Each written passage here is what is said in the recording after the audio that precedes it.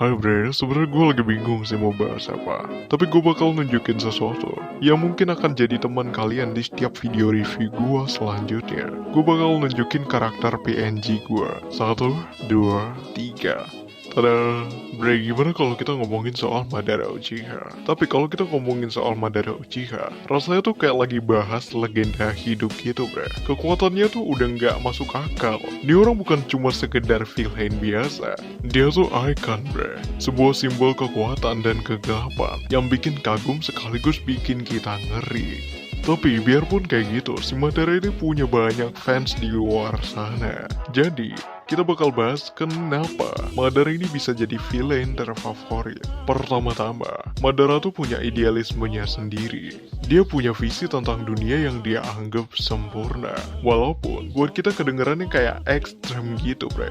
Tapi kan kalau dipikir-pikir nih ya, dia tuh bisa percaya banget sama mimpinya. Sampai dia rela ngelawan siapa aja buat wujudkan mimpi itu. Itu tuh menurut gua the next level of dedication, bre. Dedikasinya tuh beda banget, di atas levelnya tuh udah jauh banget. Nggak semua villain punya prinsip seteguh dia, bre. Terus kita bakal ngomongin soal kekuatannya. Kalau ngomongin soal kekuatan Madara, kekuatannya tuh dia di atas levelnya cheat mode gitu, bre. Dia literally nge-solo pasukan aliansi ninja. Cuman kayak lagi main sama anak-anak doang. Cuman kayak latihan sama anak-anak doang. Dari jurus-jurusnya, Mata Rinnegan sampai Susanoo, semua yang dia punya tuh bikin kita mikir, anjir gimana cara ngalahin ini orang? Saking OP-nya dia, bre. Kita yang nonton aja kadang udah hopeless duluan, kayak anjir, ini nggak akan bisa menang nih kayak gini. Dan satu lagi hal yang paling penting banget menurut gua, Madara tuh punya karisma, bre. Gak peduli sesadis apapun dia, kita tetap kagum sama kehadirannya. Kalau dia muncul, auranya tuh kayak langsung bikin semua orang mundur dan ngerasa kecil banget, bre. Ini nih yang bikin Madara beda dari villain yang lain, bre.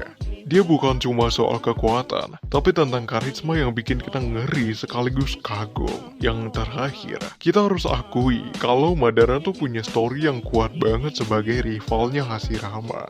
Kita bisa lihat dari gimana masa lalunya, pengkhianatan, dan mimpi-mimpi yang hancur tuh bikin dia jadi karakter yang bener-bener dalam, bre. Kita bisa paham kenapa dia jadi sekeras itu. Dia itu bukan cuma penjahat dalam tanda kutip, tapi lebih ke karakter yang tragis, yang punya alasan kuat buat ngelakuin apa yang dia lakuin.